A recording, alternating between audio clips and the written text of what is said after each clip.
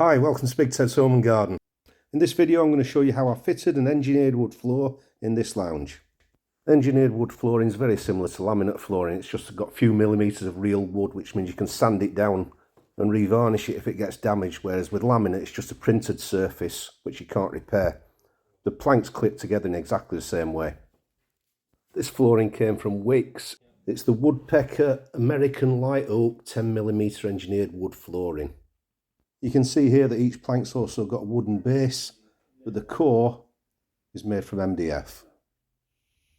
This is what the lounge looked like before, with the tied old carpet that we inherited when we bought the house. It gives you an idea of the area. It's roughly 22 feet long and 15 feet wide. Because of the size of the room and the amount of furniture in there, I decided to do it in two halves. So we moved all the furniture to one side, and we could then cut the carpet in half, take up the carpet and the underlay to expose the bare concrete base. You can't lay the flooring onto bare concrete though. First we need to put down the underlay. You can see here we've used 3 layers. There's a green damp-proof membrane. On top of this I put a layer of 5mm thick expanded polystyrene tiles. These are all taped together using aluminium tape. And then a layer of aluminium foil covered polystyrene. This was 2.2mm thick. Normally you'd only use 1 layer of insulation, but I used 2 for a couple of reasons. Firstly, there was a small step in the concrete about 5mm high near one of the French windows. So by using 2 layers I could level that out. And secondly, I wasn't that impressed with the compression resistance of the polystyrene tiles. I found that if you knelt on them, for example, they soon crushed. Plus an extra layer of insulation never hurts, does it? So once the insulation was down, we were ready to start laying the flooring. Starting in one square corner of the room, we put down the first run of planks. You can see that we were using orange wedges to leave an expansion gap, and then we built out from there. The planks are easy to fit together because they've got a tongue and groove fitting, so you just push them in at an angle and then click it down into place.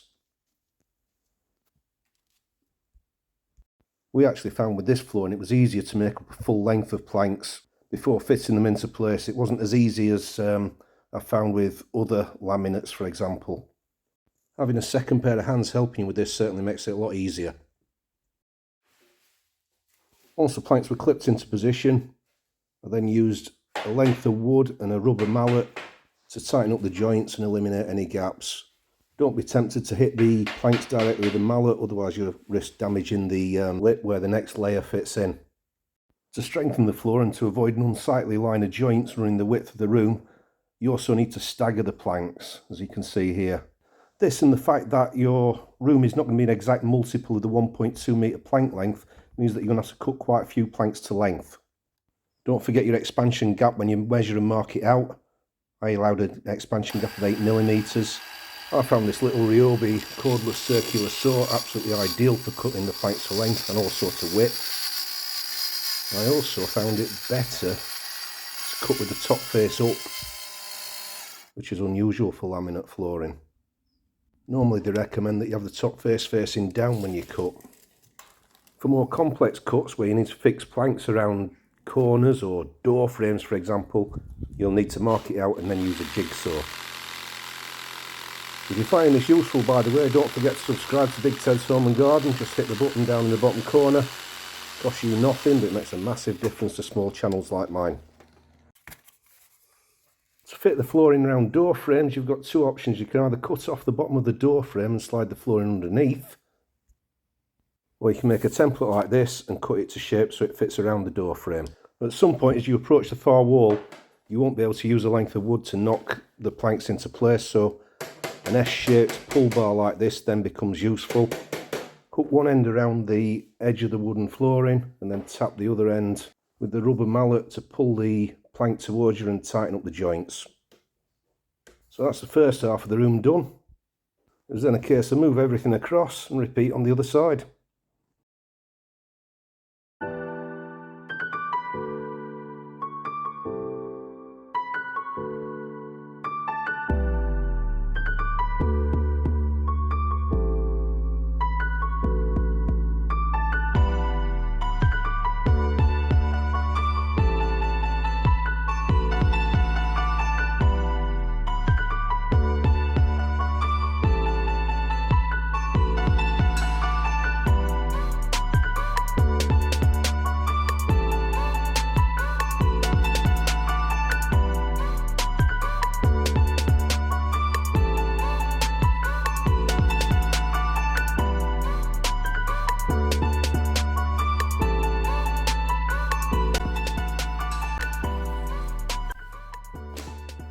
Once the floor's fitted, the next stage is to fit the edging strip. The edging strip covers up the expansion gap.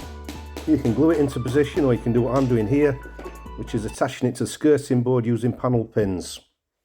You can get edging strip in the same colour as the flooring. Personally, I prefer to use the white. I think it looks better. It also doesn't mean that you're worrying about whether you've got an exact match or not.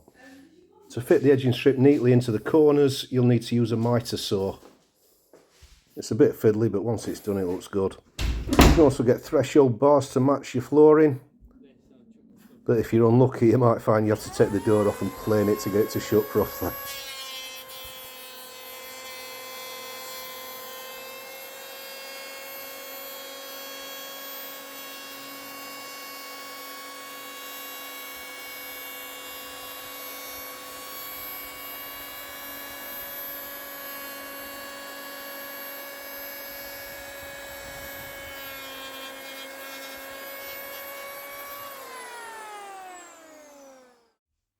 That looks better.